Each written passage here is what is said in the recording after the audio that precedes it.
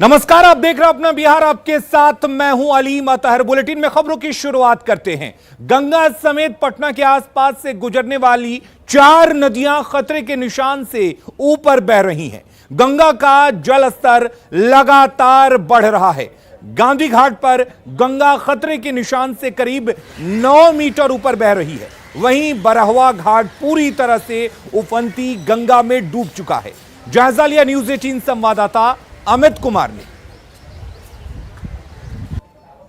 गंगा नदी खतरे के निशान से ऊपर बहने लगी है। गांधी घाट की बात करें तो तकरीबन 9 मीटर जो है वो गंगा खतरे के निशान से ऊपर बढ़ रही है। हम तस्वीर दिखाना चाहेंगे। ये बरहवा घाट है और यहाँ देखिए ये पूरा घाट जो है वो डूब चुका है। जो लोग गंगा में स्नान करने आते थे वो यहाँ पे नज़र अब नहीं आ रहे हैं, चूँकि जिला प्रशासन लगातार जो है अपील कर रहा है लोगों से कि आप जो है गंगा में स्नान करना फ़िलहाल कुछ दिनों के लिए बंद कर दीजिए। पूजा अर्चना जो है वो घाट किनारे ही कर लिया कीजिए, चूँकि गंगा खतरे के निशान से ऊपर बढ़ रही है और इस वजह से जो है जान को नुकसान हो सकता है। जगह जगह पे जिला प्रशासन जो है वो जो तैराक होते हैं उनको डिप्लॉयमेंट किया है। एनडीआरएफ की टीम, एसडीआरएफ की टीम लगातार जो है गंगा के तमाम तटों पर नज़र बनाए हुए है।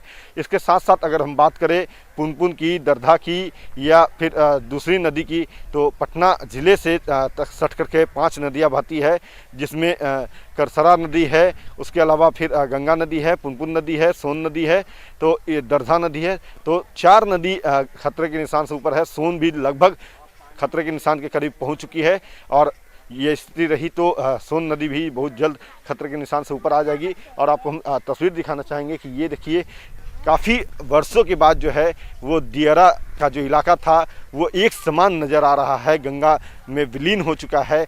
और लगातार जो लोगों से अपील इस कारण से प्रशासन कर रही है, चाहे पुनपुन हो, दरधा हो, गंगा हो, सभी जगहों पे जिला प्रशासन जो है वो तैराक को तैनात कर दिया है, ताकि कोई व्यक्ति नहाने के दौरान नदी में अगर समाहित हो जाता है तो उसे तुरंत निकाला जाए, उसकी जान बचाई जाए। और इस वजह से लगातार जिला प्रशासन के जो लोग हैं वो अपील भी कर रहे हैं कि आप फिलहाल गंगा या पुनपुन या दरधा जो भी नदी है जहां आप स्नान ध्यान करते हैं उससे दूरी बना लें, क्योंकि अभी ये नदियां जो हैं उफान पे है और ऐसे में जान माल को जो है वो नुकसान हो सकता है। अमित कुमार, न्यूज 18 पटना। और इधर पटना के फतुहा और दनियावा में बहने वाली बरसाती नदियां धोबा, कररुआ, दरधा, भूतही और महतमाइन नदी में जल स्तर के बढ़ने से कई गांवों में बाढ़ का पानी घुस गया है। धोबा नदी से सटे नियाजीपुर, बुद्धदेवचक, मोमिंदपुर, वरुणा, सुनारू, सुपंचक, भिगवा समेत दूसरे गांव में बाढ़ का पानी फैल गया है। वहीं मसाड़ी पंचायत के सतौली, बिंदौली, बीबीपुर, दौलतपुर गांव में कररुआ और भूतही नदी का पानी फैल जाने से ग्रामीणों में दहशत का माहौल है। अलावपुर पंचायत के चमरडीहा और जमालपुर में दरधा और पुनपुन नदी ने तबाही मचाना शुरू कर दिया है। दरधा और पुनपुन नदी ने रिंग बांध को तोड़ दिया है, जिससे कई गांव में बाढ़ का पानी फैल गया है। साथ ही हजारों एकड़ में लगी फसल भी डूब गई है। NH 30 पर बाढ़ का पानी चढ़ गया है, जिससे यातायात व्यवस्था बाधित हुई है।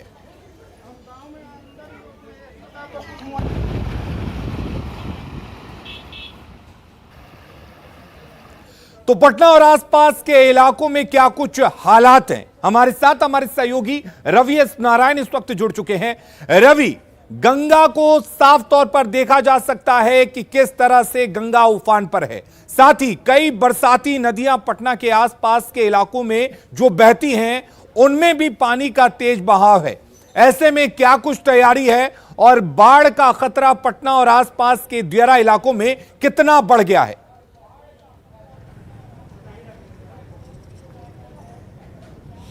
जी बिल्कुल, देखिए पटना के बहुत सालों के बाद अगर पटना के आसपास के अगर इलाके कहें तो पहली बार इतनी जो पानी है, बाढ़ का पानी जो है वो शहरी इलाकों में घुसा है और कई गांव जो हैं वो इसे तबाही मचा रही है। अभी हम जहां खड़े हैं वो देखिए पटना और गया का जो मुख्य मार्ग है वहाँ पे हम खड़े हैं और ये तस्वीर ज़रा देखिए कि स्टेट हाईवे के ठीक सामने की ये तस्वीर हम आपको दिखा रहे हैं कि किस कदर जो है वो पानी जो है वो जो बरसाती नदियां हैं, महताइन नदियां हो या फिर दरधा हो या फिर करनैल है, ये तमाम नदियों में अप्रत्याशित ढंग से जो है वो बारिश का पानी आया है और कई जो बांध है वो टूटी हैं और जिसके कारण आपको बता दें कि धनरुआ में, मसौड़ी में कम से कम 2 दर्जन गांव में पानी भस गया है। पटना जिले के आपको बता दें कि धनरुआ हुआ, फतुआ हुआ, मसौड़ी हुआ, ये तमाम दनियावा हुआ, ये जो प्रखंड है वो पूरी तरह से यहाँ पे पानी जो है वो डूब रहे हैं। लेकिन ये तस्वीर ज़रा देखिए कि ये स्टेट हाईवे 1 है जो पटना से गया का मुख्य मार्ग है और पानी किस कदर यहाँ पे स्टेट हाईवे तक पहुँच चुका है और अगर 2 फीट पानी और जिस ढंग से रफ्तार बढ़ रही है, अगर पानी और बढ़ती है तो ये स्टेट हाईवे पे जो है वो पानी चला आएगा और उसके बाद पटना से गया जाने वाली जो सड़क है वो भी अवरुद्ध हो सकती है। तो ये तस्वीरें ज़रा देखिए कि किस कदर पानी दोनों तरफ सड़क के बह रही है और सिर्फ चंद फीट जो है वो बची हुई है जहां से पटना गया मार्ग अवरुद्ध हो सकता है। यहाँ पे जिला प्रशासन जो है वो मुस्तैद हो गई है। जो बांध यहाँ पे बताया जा रहा है कि धनरुआ में 4 से 5 बांध जो है, रिंग बांध, वो टूटे हैं, उसे मरम्मती का कार्य किया जा रहा है। जिला प्रशासन और जल संसाधन विभाग के तमाम जो लोग हैं, रवि, जैसा कि आप जिक्र कर रहे हैं कि अगर पानी का बहाव थोड़ा और ज्यादा बढ़ता है तो ये मार्ग पूरी तरह से बाधित हो जाएगा। ऐसे में प्रशासन की तरफ से क्या कुछ तैयारी की गई है? क्या इस तरह की कोई व्यवस्था की गई है कि अगर ये मार्ग बाधित हो जाता है तो आवागमन बाधित ना हो?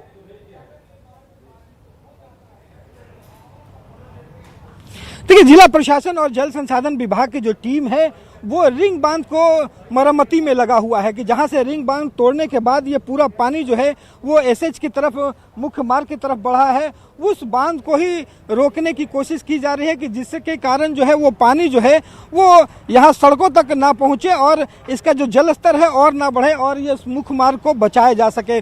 तमाम टीमें जो हैं वो बांध को बांधने में लगी हुई हैं, वहाँ पे लगातार काम चल रहा है। और आपको बता दूं कि देखिए, जहां तक आपकी नजरें जा रही हैं, मुख्य मार्ग के ठीक बगल में तमाम गांव जो हैं वो डूबे हुए दिखाई पड़ रहे हैं।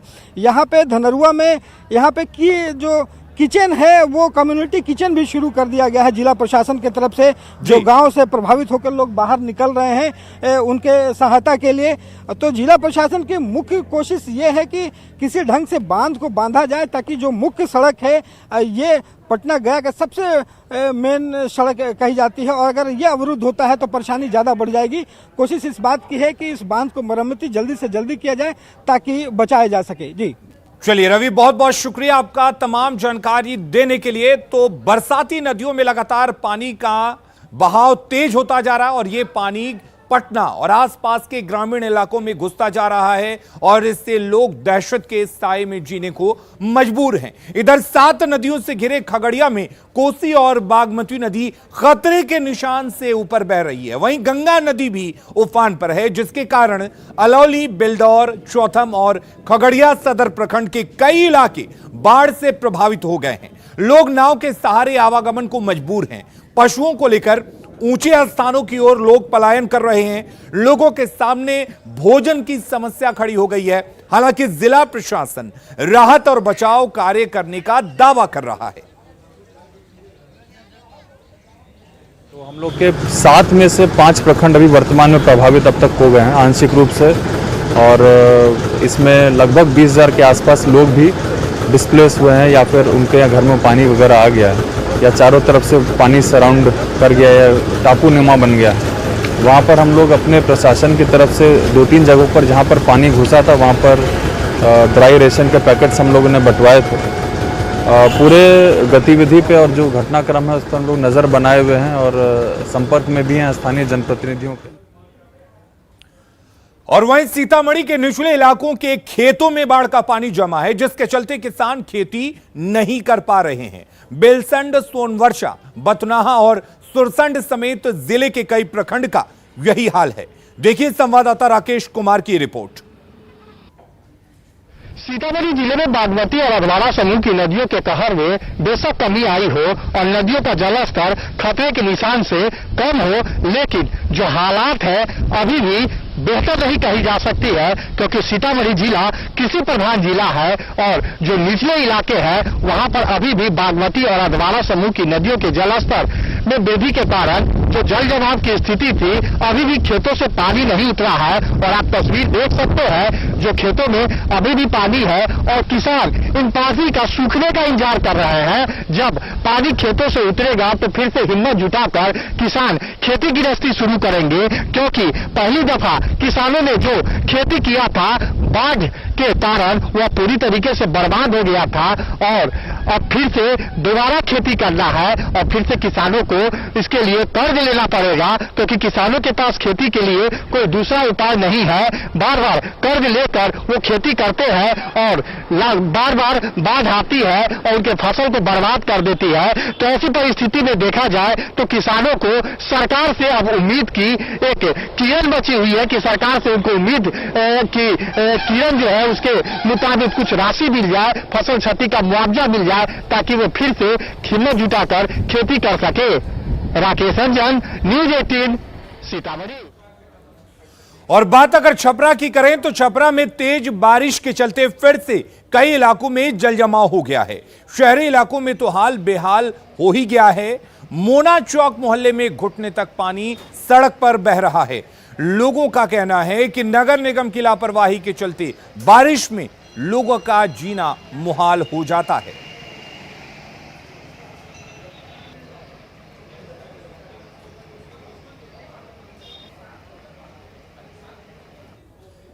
अगली खबर का रुख करते हैं। बेतिया में चोरी के आरोप में 2 नाबालिगों की जमकर पिटाई की गई। सिरिसिया पंचायत के वार्ड नंबर 8 की यह घटना है। दोनों को बिजली के खंभे से बांधकर पीट कर अंधमरा कर दिया गया। उसके बाद सिर भी मुड़वा दिया गया। जुल्म के इंतहा का यह वीडियो सोशल मीडिया पर वायरल हो रहा है। भगड़वा गांव के शिवनाथ यादव और माधव राय पर पिटाई का आरोप लगा है।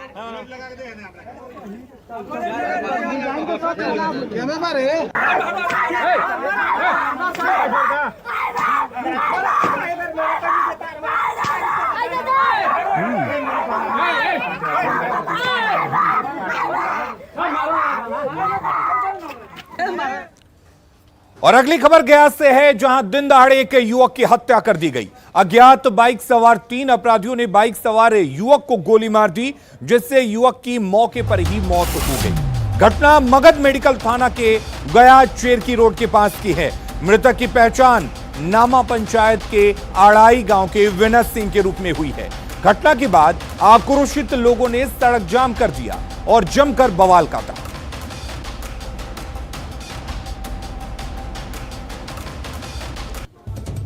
बड़ी खबर इस वक्त हम आपको गया से बता रहे हैं, जहां पर दिन दहाड़े एक बाइक सवार युवक की हत्या कर दी गई। आपको बता दें कि दिन दहाड़े हुई इस वारदात के बाद आसपास के इलाके में सनसनी फैल गई है। बाइक सवार अपराधियों ने हत्या के इस वारदात को अंजाम दिया है और दिन दहाड़े हत्या के इस वारदात के बाद पुलिस प्रशासन पर सवाल उठ रहे हैं। क्या गया में पुलिस का खौफ खत्म हो चुका है? क्या गया में बदमाश इतने बेखौफ हो चुके हैं जो दिन दहाड़े इस तरह के वारदात को अंजाम दे रहे हैं? लोगों के मन में कई सवाल हैं और लोग भी लगातार पुलिस प्रशासन पर सवाल उठा रहे हैं।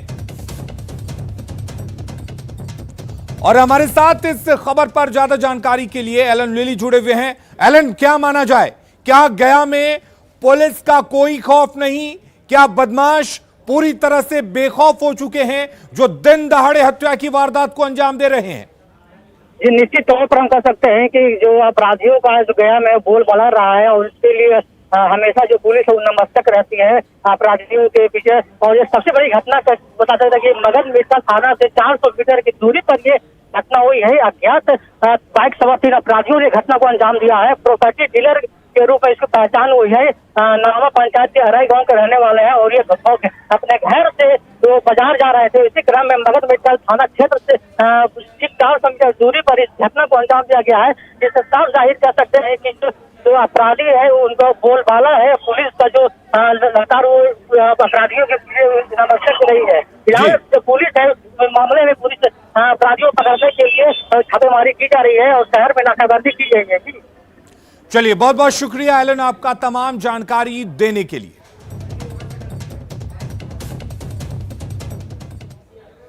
और अगली खबर भी गया से है, जहां के रहने वाले एक छात्र अमन नागसेन की चीन में हत्या कर दी गई थी। 4 दिन बाद भारतीय दूतावास ने परिजनों को हत्या की खबर दी। गैर चीनी नागरिक पर अमन की हत्या का आरोप लगा है। गया का रहने वाला 20 साल का अमन नागसेन चीन के Tianjin foreign university of technology से बिजनेस स्टडीज की पढ़ाई कर रहा था। 24 जुलाई से ही परिजनों की अमन से बात नहीं हो पा रही थी। 29 जुलाई को यूनिवर्सिटी एडमिनिस्ट्रेशन की ओर से छात्र के घर वालों को संदिग्ध मौत की सूचना दी गई थी।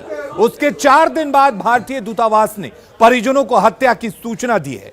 अमन के परिजनों ने शव को जल्द भारत लाने की गुहार लगाई है।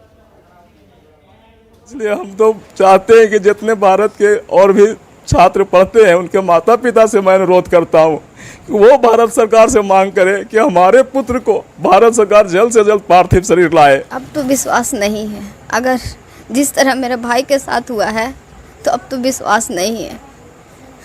अगर हमें गवर्नमेंट सुरक्षा देती है तो ज़रूर जाएंगे, अगर नहीं देगी तो फिर क्यों जाएंगे। अगर इसी तरह जैसे मेरे भाई को हुआ, अगर किसी और के साथ ऐसा होगा, कौन माँ बाप चाहेगा कि अपने बच्चों को हम विदेश में भेजे पढ़ने के लिए। किसी और बच्चे के साथ में किसी और, जिस आज जैसा मेरे घर में हाल है ऐसा हाल किसी और के घर। क्या मांग करेंगे आपसे? हम तो सब मांग यही करेंगे कि उसे कड़ी की खरी सजा दे जाए, हमारा बेटा वापस आ जाए, वापस लाया जाए, हमारा देश वापस लाया जाए। अच्छा, क्या सोच के आप वहाँ भेजे थे अपने बेटे को? पढ़ने के लिए भेजे थे कि हमारा बेटा अच्छा बने, कुछ काम करेगा, देश के लिए कुछ विकास करेगा। लेकिन मेरा बेटा तो वहीं विकास हो गया। अगली खबर का रुख करते हैं। जमुई जिले के चंद्रदीप थाना इलाके के मानपुर गांव में एक 5 साल के बच्चे की मारपीट करते हुए गला दबाकर हत्या कर दी गई। हत्या का आरोप गांव के ही एक युवक पर लगा है। पुलिस ने मामले में कार्रवाई करते हुए आरोपी युवक को गिरफ्तार कर लिया है। जानकारी के मुताबिक पुरानी जमीन विवाद को लेकर इस हत्याकांड को अंजाम दिया गया है। मासूम आशुतोष सोमवार की दोपहर से लापता था। परिवार वालों ने काफी तलाश की लेकिन सफलता नहीं मिली। फिर पुलिस को सूचना दी गई। देर रात परिजनों को हत्या की खबर मिली तो सभी हैरान रह गए। बच्चे के शव को गांव के ही एक घर से बरामद किया गया है। घटना के बाद कार्रवाई करते हुए पुलिस ने हत्या के आरोपी सुमन ठाकुर समेत 3 लोगों को गिरफ्तार किया है। वो आया था घर पे, उसी के साथ गया था और उसके बाद 11 बजे से बाद वो फिर नहीं आया। उसको पूछे जब तो बोला कि हम छोड़ दिए हैं। उसके बाद पुनः फिर हम खोजना वोजना शुरू किए, लॉन्चमेंट करवाए। उसके बाद जाके सर के बिना पे हम चेक करवाए सबके घर घर जाकर, तब जाके उसके घर से बरामद हुआ। आरजेडी विधायक मुकेश रोशन ने बड़ा बयान दिया है। उन्होंने कहा कि जिस दिन आरजेडी लालू यादव बिहार की धरती पर कदम रखेंगे उसी दिन नीतीश कुमार की सरकार गिर जाएगी। मुकेश रोशन से बातचीत की न्यूज 18 संवाददाता अमित कुमार ने। मौजूद हैं डॉक्टर मुकेश रोशन, बात करते हैं इनसे। मुकेश जी, आपके कई नेता कह रहे हैं कि नीतीश सरकार कई दिनों की सरकार है, कुछ ही दिनों की सरकार है। जी बिल्कुल, जिस तरीके से आप पहले भी देखे हैं कि लालू यादव जी जब जब आए हैं और मजबूती से अपने लोगों को जब बैठाए हैं तो बिहार में खेला तय हो जाता है। और इस बार भी लालू जी जब आएंगे तो खेला तय है। नीतीश सरकार चंद दिनों की सरकार है। ये किस आधार पे ये दावा आप कर रहे हैं? देखिए, जिस तरीके से खेल चल रहा है, आप लगातार देख रहे हैं कि आपस में इन लोग का अनबन है। भाजपा के जो मंत्री हैं वो उन पर लगातार उंगली उठा रहे हैं, उसके बावजूद नीतीश कुमार जी कान में तेल रखकर सोए हुए हैं। ये तय है कि जिस दिन लालू जी आएंगे उस दिन सरकार गिरना तय है और नीतीश कुमार जी का जाना भी तय है। नहीं, क्या कुछ बातें हुई है? कुछ जेडीयू के विधायक आपके संपर्क में हैं? किस आधार पर? आखिर आधार तो बताएंगे ना आप। देखिए, गठबंधन के लोग उनसे खुश नहीं हैं और पिछले 16 साल से जबरदस्ती कबूल रहे हैं वो लोग। सम्राट चौधरी जी बोले हैं कि जबरदस्ती कबूले हुए हैं। 74 को हम लोग हैं और 41 वाले को हम लोग मुख्यमंत्री बनाए हुए हैं। ये सम्राट चौधरी जी बोल रहे हैं, बिहार सरकार में मंत्री हैं, लगातार वो हमलावर हैं। आपके संपर्क में कौन है? अब अभी आपको नहीं बताएंगे, लेकिन बहुत लोग हैं संपर्क में और बहुत जल्द तेजस्वी यादव जी की सरकार बनेगी। तो चलिए, ये डॉक्टर मुकेश रोशन हैं, आरजेडी के युवा विधायक है। इनका कहना है, दावा है कि जिस दिन लालू प्रसाद यादव का कदम पटना धरती पे पड़ेगा, नीतीश सरकार गिर जाएगी। बहरहाल इनके दावे में कितना दम है, ये तो लालू यादव के पटना आने के बाद ही साफ हो पाएगा। अमित कुमार, न्यूज़ 18 पटना। पेगासस जासूसी मामले को लेकर सीएम नीतीश कुमार ने बड़ा बयान दिया है। नीतीश कुमार ने इस मसले पर जांच की मांग की है। उन्होंने कहा कि टेलीफोन टैपिंग पर बिल्कुल बात होनी चाहिए। नीतीश के इस बयान से विपक्ष को बल मिला है, वहीं बीजेपी थोड़ी असहज हो सकती है।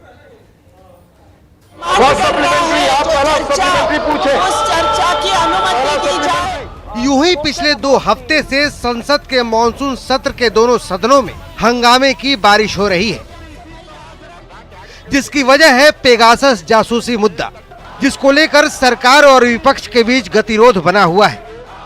शोर की वजह से संसद में सामान्य कामकाज नहीं हो पा रहा है। आप सब माननीय हो, देश की जनता ने आपको चुनकर भेजा है। मेरा आपसे आग्रह है कि लगातार 2 सप्ताह से सदन की कार्रवाई बाधित हो रही है।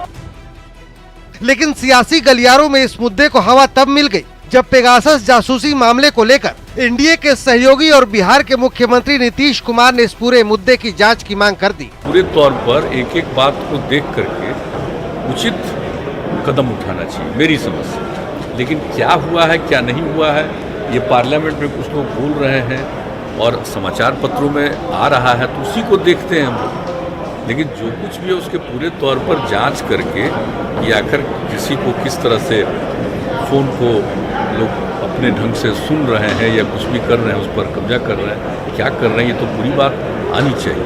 जब इतने दिनों से लगातार लोग बोल रहे हैं तो उसके बारे में निश्चित रूप से इस पर मेरी समझ से जांच कर लेना चाहिए, ताकि जो भी सच्चाई हो सामने आ जाए। और कभी भी कोई किसी को डिस्टर्ब करने के लिए, परेशान करने के लिए कोई इस तरह का काम करता है तो ये नहीं होना चाहिए। नीतीश कुमार के इस बयान के बाद विपक्ष की बाँछें खिल उठी हैं, जबकि जासूसी कांड पर बीजेपी का स्टैंड बिल्कुल साफ है। वो इस मामले पर किसी तरह की जांच को तैयार नहीं है। टेक्सास जो है एमनेस्टी इंटरनेशनल का षड्यंत्र है। एमनेस्टी इंटरनेशनल आतंकवादियों पर अगर कोई फौजी कार्रवाई या सैनिक कार्रवाई या पुलिसिया कार्रवाई होती थी, वो मानवाधिकार ले आता था।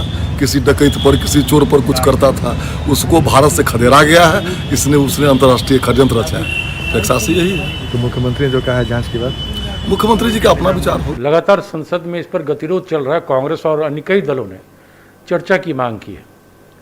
ये अच्छी बात है, अच्छे संकेत हैं कि एनडीए में रहते हुए नीतीश कुमार जी ने इस तरह की मांग की है। मैं उन्हें इसके लिए धन्यवाद देता हूं और उनसे ये अपेक्षा करता हूं कि वो अपने सांसदों को भी निर्देशित करें कि इस बात के लिए न सिर्फ बयान देकर रह जाएं, बल्कि संसद के अंदर और बाहर उस प्रोटेस्ट में वो शामिल हों। बीजेपी के गोद में बैठ करके, बीजेपी से अलग लाइन ले करके आदरणीय नीतीश कुमार जी सिर्फ कहने से नहीं होगा, आपकी बात कितना बीजेपी केंद्र की सरकार आपको तवज्जो देती है, कितना बात मानती है, ये देखना होगा। दरअसल संसद का मॉनसून सत्र जब से शुरू हुआ है, तब से पेगासस जासूसी मामले पर विपक्ष हमलावर है। विपक्ष के मुताबिक पेगासस जासूसी मामले में ये खुलासा हुआ है कि भारत के कई विपक्षी नेता, पत्रकार और दूसरी हस्तियों के फोन हैक किए गए हैं। न्यूज़ 18 के लिए पटना से आनंद अमृतराज, रवि एस नारायण और शैलेंद्र कुमार की रिपोर्ट। अपना बिहार के इस बुलेटिन में फिलहाल के लिए इतना ही, लेकिन खबरें लगातार जारी रहेंगी। आप बने रहिए न्यूज़ 18 बिहार झारखंड के साथ।